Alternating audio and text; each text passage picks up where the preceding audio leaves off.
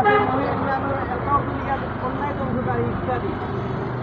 আর পলাশী দিয়ে আপনার ফুলের নাম মুরসালিন অর্থ রাসূলগণ, আকাশ অর্থ খোলা জায়গা, কাদির অর্থ শক্তিশালী,